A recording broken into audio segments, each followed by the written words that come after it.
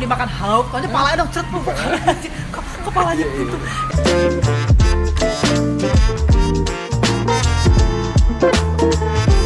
Assalamualaikum warahmatullahi wabarakatuh. Hai, welcome back to my channel. Bareng gue Inka, kali ini agak spesial nih. Gue sekarang collab sama salah satu dedengkot ya, movie review. Tidak dalam artian sebenarnya ya. Oh, oke, dari Arya, dari Cinecrip nih ya. Halo. Oke, jadi kita sekarang mau nge-review film horor ya. Yes. Dari Netflix, judulnya apa? No One Gets Out Alive ya.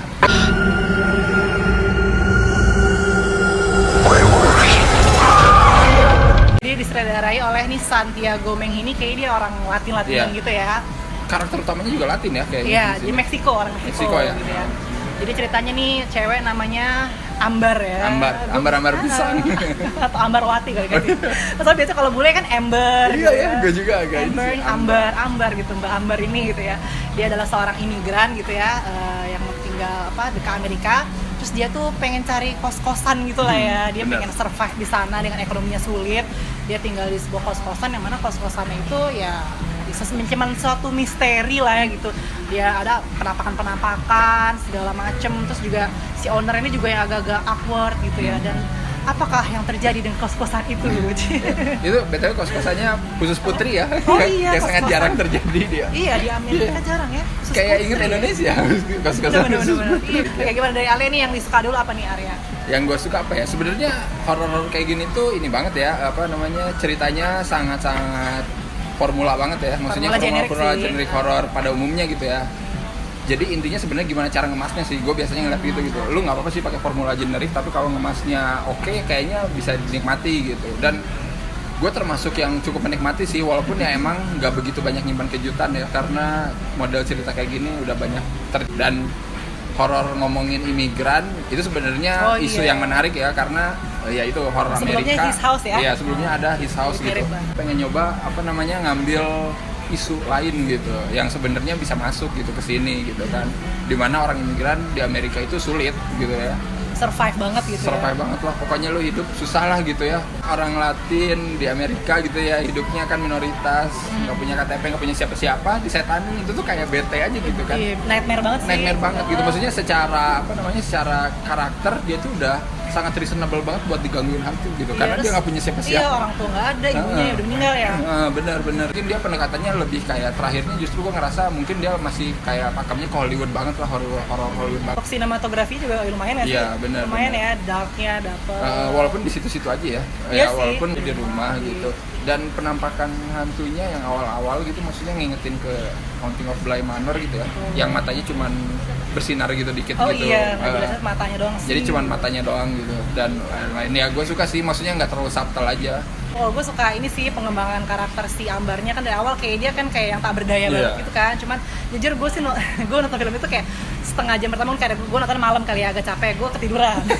Tapi emang mood filmnya tuh remang-remang gitu, emang pasti bikin ngantuk kalau nggak segar. Cuman dari tengah sampai akhir tuh baru jebret terus kayak lumayan lah gitu, kayak dia lumayan melek gitu. Terus ya nggak nyangka dia pengembangan karakternya dari yang tak berdaya tiba-tiba jadi bedes ya terakhir itu. Agak lumayan agak gore gitu ya, dan gue nggak nyangka itu dia bisa ngelakuin hal itu gitu ya. Sama ininya juga sih, gue lumayan suka sama mitologi yang ini ya, yang penyembahan itu. Ini kan kayak di awal film kayak dilatin kayak ada suatu artefak gitu ya, something diambil gitu, yang kepercayaannya orang Meksiko kali, something atau apa gitu. Jadi mungkin di sini ada sentuhan itunya gitu ya, horornya horor ke orang-orang Meksiko gitu kayaknya maksudnya. Sih, budayaan mereka jadi bukan yang Amerika banget gitu. Itu lumayan suka, karena kan terakhirnya juga si penampakan itunya bagus banget, bukan unik gitu, bukan aneh. Kayak jadi kayak emang makhluk-makhluk yang zaman Aztec, Inca kayak gitu ya, zaman-zaman dulu gitu. Jadi penampakan itunya tuh ya gue cukup creaturesnya tuh cukup kayak beda aja sih. Gak nyangka sih kayak bentuknya tiba-tiba kayak gitu. Kurang disuka apa nih? Terakhirnya lebih kayak penyelesaian ya ala Conjuring gitulah, Good versus Evil gitu, Hollywood banget lah gitu, kesana gitu ya. Sebenarnya gue udah bosen sih sebenarnya nonton gitu. Ujung-ujungnya gue tahu sih ini masih Ambarnya pasti gitu.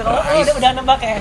Rise to be jadi evil sebenarnya gitu kan, karena yang kurang-kurangnya mungkin lebih kayak pacing emang di awal gua ngerasain emang pelan, tapi ya mungkin ini emang treatment sutradaranya kali ya, dia pengen kayak horor yang pelan kali ya. Tapi nggak bisa beda lah kayak treatment Ari Aster kan kita ngerasa gloomy-nya. Kalau orang Sunda bilang keeng tau nggak ya kan? Itu kalau ini nggak ngerasa keengnya.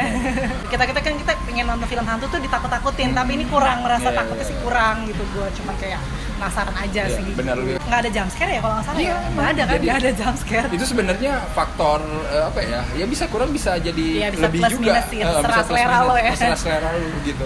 Tapi kalau menurut gue ini tuh kayak dia terlalu banyak masukin elemen, jadi dia ada hantunya, ada psikopatnya, ada sama ya pesugihan gitu lah kayak gitu ya. Jadi gue agak-agak bingung nih sebenarnya gitu loh. Ini kayak terlalu banyak menemukan, jadi kayak fokusnya tuh apa gitu. Dan gue ngerasa si karakter siapa Baker ya yang jahat itu kan, itu kayak kurang aja sih bagi seorang psikopat tuh. Kita nggak ngerasa, kita biasa psikopat tuh kan orangnya biasa aja baik, tapi diem-diem ngeri. Kalau ini kan dari awal emang kita udah nggak antipati sama dia gitu kan. Udah nyebelin ya. Udah nyebelin, jadi pas dia penjahat, penjahatnya dia ya udah gitu, kayak tidak mengintimidasi gitu loh. Generik banget sih, stereotip banget kata gua yang jadi tukang jaga kos-kosan.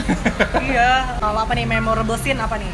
Waduh, memorable scene sebenarnya gue lebih suka pas bagian Ambar mengetahui masa lalu si rumah itu ya, maksudnya lewat serangkaian adegan mistis gitu yang dia lihat ada ibu-ibu manggil. Itu feel-nya emang feel horror haunted house banget tuh, kayak Haunting of Bly Manor Hill House kan kayak gitu kan. Jadi kayak sebagai third person kita ngelihat sesuatu yang sebenarnya terjadi dulu di sini gitu.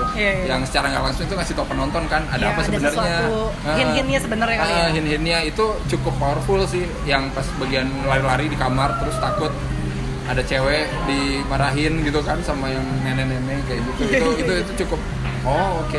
Tapi masalahnya adegan-adegan itu tuh semuanya rata-rata keluarnya tuh lewat mimpi gitu loh. Jadi gue bosan. Mimpi di dalam mimpi, nah itu agak lelah sih. Iya, gitu, jadi kayak harusnya bisa diulik lagi sih kata gue. Apa kayak gitu maksudnya si treatment mimpi dalam mimpinya kebanyakan. Itu aja sih kalau kata gue.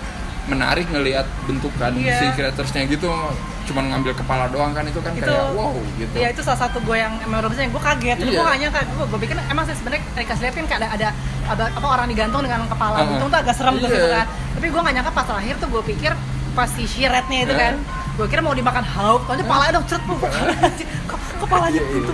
Itu lumayan bikin shock sih kalau gue gitu.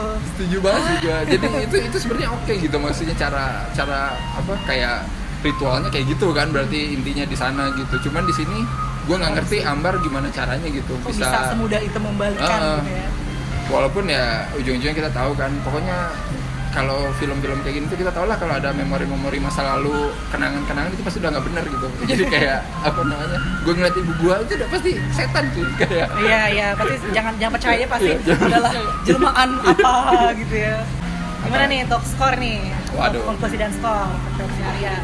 Skor sih gue ya sebenarnya gue nggak berekspektasi banyak sih sama film ini gitu, dan pas nonton ya alhamdulillah ketonton sampai beres gitu ya, dengan mitologi Meksiko yang ya walaupun sekelebat tapi cukup gitu. Gue 7 aja lah. Oh 7? Gue tadinya pengen 6,5 gitu ya, tapi karena ada bentuk creature-nya kayak gitu, kayak patung-patung di sana gitu, ya udahlah 7 aja. Lo nggak suka ya? Gue mah mudah dipuaskan. Mudah ya, kalau ada aneh sedikit gitu ya. Kalau gue ini tuh apa ya, kayak jenis film horor mediocre Netflix sih gitu, yang ya bisa lo kalau ada waktu kosong silakan, nggak nonton juga nggak apa-apa. Benar. Kalau gue sih 5,5 aja nih, kurang terpuaskan. Pengen I want more. Tapi emang bener sih, ini emang film Netflix pada umumnya gitu loh. Iya, film horor Netflix yang mediocre pada umumnya gitu. Jadi ya sekali nonton udah besok lupa gitu. Setuju gue sih bagian itu.